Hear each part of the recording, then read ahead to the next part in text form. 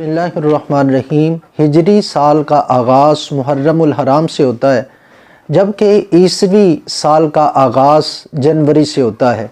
جو ہی 31 دسمبر رات 12 بجتے ہیں تو ہم دیکھتے ہیں کہ پوری دنیا میں آتش بازی کا اہتمام کیا جاتا ہے، رقص و سرور کی محافل ہوتی ہیں، شراب پی جاتی ہے، ڈانس کیا جاتا ہے، طوفان بدتمیزی برپا کیا جاتا ہے۔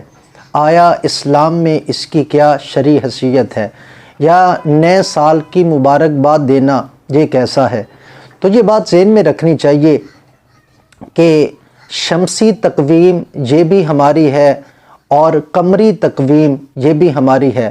بہت ساری عبادات ہماری شمسی تقویم سے وابستہ ہیں اور بہت ساری ہماری عبادات قمری تقویم سے جڑی ہوئی ہیں، لہٰذا اسلام اس حوالے سے نئے سال کی آمد کے اوپر مبارکباد دینا یا دعائے برکت دینا اس سے منع نہیں کرتا۔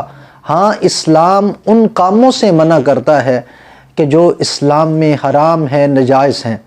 تو اسلام اس طرح سے نیا سال منانے کا حکم کرتا ہے کہ خود احتسابی انسان کے اندر آئے۔ حقیقت میں یہ ہے کہ یہ نیا سال ہے کہ انسان کو بیٹھ کر سوچنا چاہیے کہ میری زندگی کا 1 سال اور کم ہو گیا، تو لہٰذا جو میرا وقت گزرا اس میں میں نے اپنے رب کو راضی کیا یا ناراض کیا، نیکیاں زیادہ کی یا میرے گناہ زیادہ تھے، کون سے ایسے میں نے امور کیے کہ جو رب کو راضی کرنے والے تھے، کون سے ایسے کام کیے جو رب کو ناراض کرنے والے تھے۔